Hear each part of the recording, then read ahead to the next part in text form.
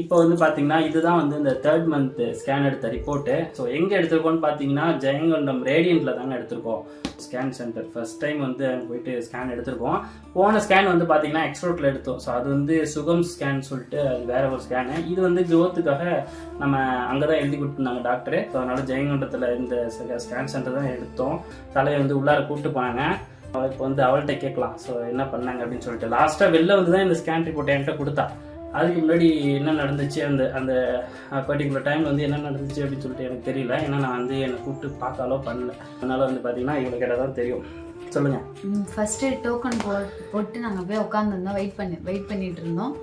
அப்புறம் உள்ளே கூப்பிட்டு போயிட்டு இன்னொரு இடத்துல உட்கார வச்சுருந்தாங்க. எனக்கு முன்னாடி ஒரு 3-4 பேர் இருந்தாங்க. அவங்கள முடிச்சுட்டு அதுக்கப்புறம் நான் உள்ளே போனேன். அப்புறம் ஸ்கேன்லாம் எடுத்து பார்த்துட்டு அவங்க எதுவும் பெருசாக சொல்ல, கொஞ்சம் பயந்துகிட்டே இருந்தேன் எதுனா சொல்லுவாங்க அப்படின்ட்டு.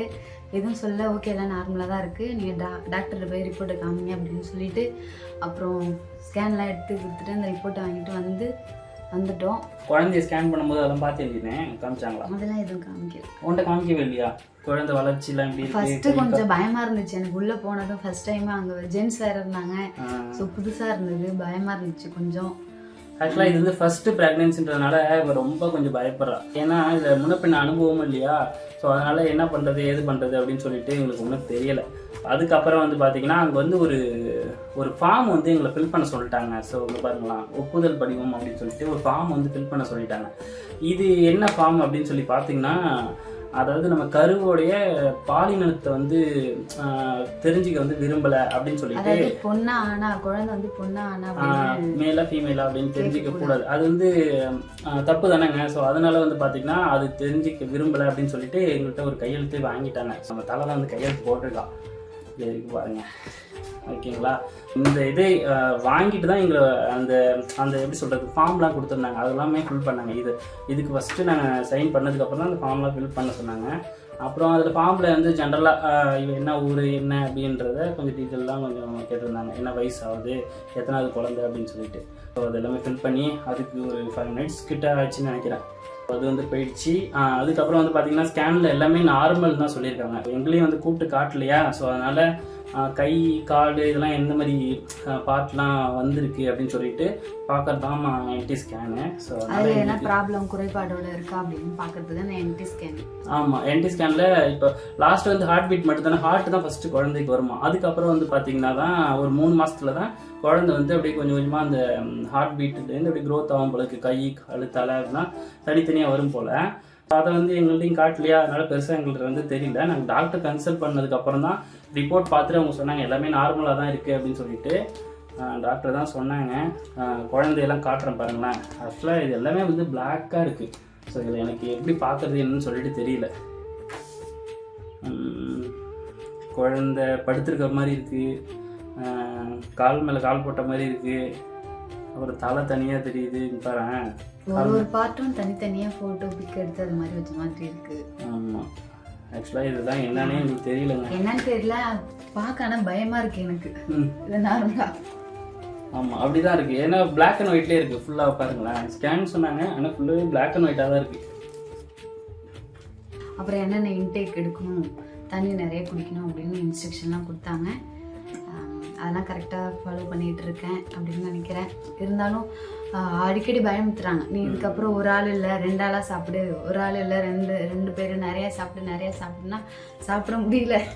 ஆமாங்க, இப்போ 3 மாதம் வரையும் வந்து ஃபோலிக் ஆசிட் அப்படின்னு சொல்லிட்டு கொடுத்துருந்தாங்க டேப்லெட்டு. ஸோ ஃபோலிக் ஆசிட் தான் எடுத்துகிட்டு இருந்தா. இப்போ வந்து அயன் கால்சியம் வந்து கொடுத்துருக்காங்க. ஃபோலிக் ஆசிட் இதுக்கப்புறம் தேவையில்லை அப்படின்னு சொல்லிட்டு அயன் கால்சியம் வந்து கண்டினியூ பண்ண சொல்லி கொடுத்துருக்காங்க. ஏன்னா நம்ம ஃபுட்டில் ஒவ்வொன்றிலையும் இப்போ அயன்லாம் வந்து பார்த்தீங்கன்னா கீரை வகைகள்லாம் சாப்பிட்டா தான் இருக்கும். ஸோ அயன்லாம் அதில் இருக்கும். அதுமாதிரி கால்சியம் ஒரு சில பால் முட்டை இந்த மாதிரி இதுலலாம் வந்து கால்சியம்லாம் இருக்கும். முட்டையில் இருக்குமா என்னன்னு சொல்லிட்டு தெரியல, பால்லாம் கால்சியம் இருக்கும். அதனால் அயன் கால்சியம் வந்து தனித்தனியாக நம்ம வந்து இன்டேக் எடுக்க முடியாதுல்ல. அதனால தான் அவங்க வந்து டேப்லெட் தராங்க. நீங்கள் வந்து ப்ரைவேட்டில் பார்த்தாலும் சரி, ஜிஹெச்சில் பார்த்தாலும் சரி, எங்கே பார்த்தாலுமே வந்து பார்த்தீங்கன்னா ஒரு 3rd மந்த்துக்கு அப்புறம் அயன் கால்சியம் டேப்லெட் வந்து கண்டினியூ எடுக்கணும் அப்படின்னு சொல்லிட்டு தருவாங்க. ஸோ நாங்கள் வந்து ப்ரைவேட்லேயும் பார்க்குறோம், ஜிஹெச்லேயும் பார்க்குறோம். ஸோ 2த்துலேயுமே தான் கொடுக்குறாங்க.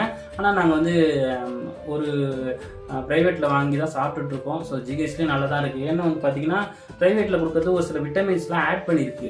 அயன் கால்சியம் இதில் வந்து விட்டமின்ஸ்லாம் ஒரு சில எக்ஸ்ட்ரா ஆட் பண்ணியிருக்காங்க.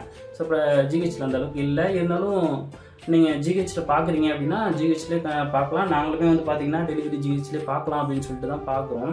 இருந்தும் வந்து பார்த்தீங்கன்னா ப்ரைவேட்னா கொஞ்சம் கேர் பண்ணி பார்ப்பாங்க அப்படின்னு சொல்லிட்டு தான் ப்ரைவேட்லேயும் காமிக்கிறோம். ஸோ அவங்கவுங்க அந்த வசதிக்கு தகுந்த மாதிரி காமிச்சிக்க வேண்டியதாங்க. ஸோ நாங்களும் வந்து பெருசாக பேக்ரவுண்ட்லாம் இல்லை, மிடில் கிளாஸ் தான். இருந்தும் வந்து பார்த்தீங்கன்னா எங்களுக்கு ஃபஸ்ட்டு பேபின்றதுனால சரி காசு எப்போ வேணாலும் சம்பாதிச்சிக்கலாம், அதனால் குழந்தைய வந்து ஃபஸ்ட்டு நம்ம கேர் பண்ணி பார்க்கணும்ல. ஸோ ஜிஹெச்சில் எப்படி இருக்கும் அப்படின்னு சொல்லிட்டு எங்களுக்கு அனுபவம் இல்லைல்ல. ஏன்னா இப்போ இதுதான் ஃபஸ்ட் டைம். இந்த டைம் வந்து எப்படி பார்க்குறாங்கன்னு தெரிஞ்சுக்கிட்டா மேபி ஃபியூச்சரில் நெக்ஸ்ட் பேபி இதை பிளான் பண்ணுறோம் அப்படின்ற சுச்சுவேஷனில் ஜிஹெச்லேயே ஃபுல்லாக கூட காமிக்கிறதுக்கும் வாய்ப்பு இருக்குது.